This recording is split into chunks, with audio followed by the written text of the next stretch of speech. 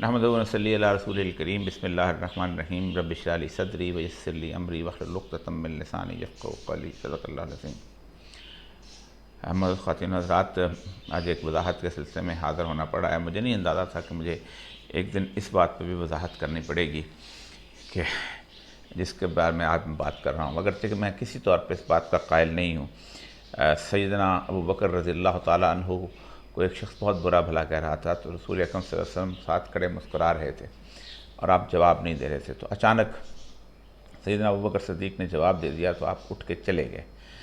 تو جب وہ اٹھ کے چلے گئے رسول اللہ صلی اللہ علیہ وسلم، تو آپ پیچھے پیچھے آئے کہ آپ مجھ سے ناراض ہو گئے۔ فرمایا ابو بکر، جب تک کوئی شخص میں بلا بھلا کہہ رہا تھا تو ایک فرشتہ اللہ نے مقرر کیا ہوا تھا، وہ تمہاری طرف سے جواب دے رہا تھا، اور جب تم نے جواب دے دیا اسی کسی صورت میں، تو وہ فرشتہ اٹھ کے چلا گیا، تو مجھے اچھا نہیں لگا۔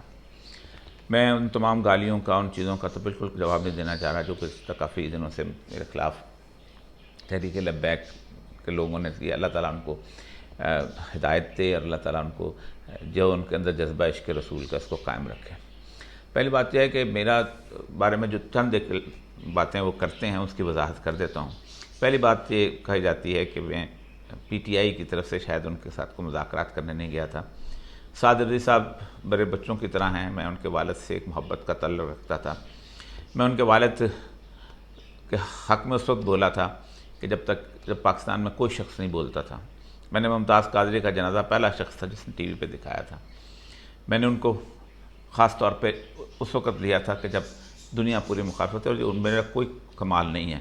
میں نے صرف اس لیے اس وقت کہا بھی تھا کہ ناموس رسالت کے لیے اگر محمد خان ڈاکو بھی ہوگا تو میں اس کے پیچھے چلوں گا، اور یہ میرا فکرہ جو ہے خادم رضوی صاحب نے بار بار دہرایا اپنے جلسوں میں اور اپنی تقریروں کے اندر۔ تو مجھے اس وقت سے، آج کی بات نہیں ہے، میرے والد سے مجھے عشق رسول سے ایک تعلق رکھا ہے۔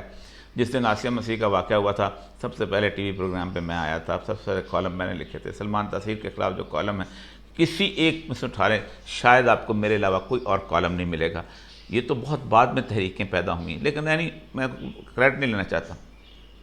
پہلی بات تو یہ ہے کہ اس تحریک کے دوران جو میں سٹیج پہ آیا بھی، ایک تو خادم رضوی صاحب نے خود مجھے درخواست کی تو میں، ورنہ میں کسی سٹیج پہ نہیں جاتا، اس لیے آیا کہ ناموس رسالت کے لیے یہ تحریک جو ہے وہ چل رہی تھی، اور میں صرف سید الانبیاء صلی اللہ علیہ وسلم کے لیے آیا تھا، ورنہ مجھے قطعاً کبھی کسی پارٹی کے سٹیج میں کبھی نہ آیا ہوں نہ آتا ہوں۔ اپنے مذاق لکھتا ہوں یا ٹی وی پہ بات کرتا ہوں۔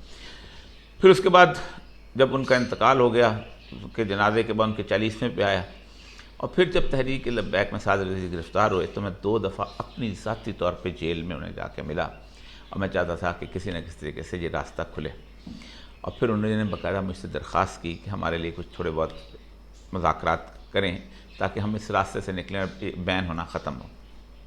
اور پھر اس دھرنے کے دوران باقاعدہ میں شورا سے جا کے ملا۔ 2 دفعہ میں خود اپنے طور پہ گیا تھا، مجھے کسی نے نہیں بھیجا تھا۔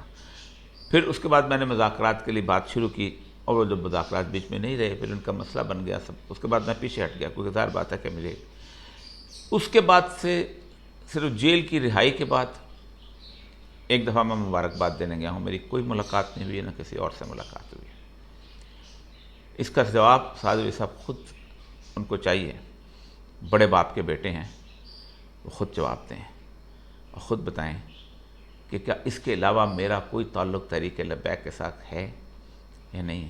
میں جمہوریت کا مخالف تھا، میں جمہوریت کو کفر سمجھتا ہوں، اور خادم رضوی صاحب بھی سمجھتے رہے تھے، بہت عرصہ تک سمجھتے رہے۔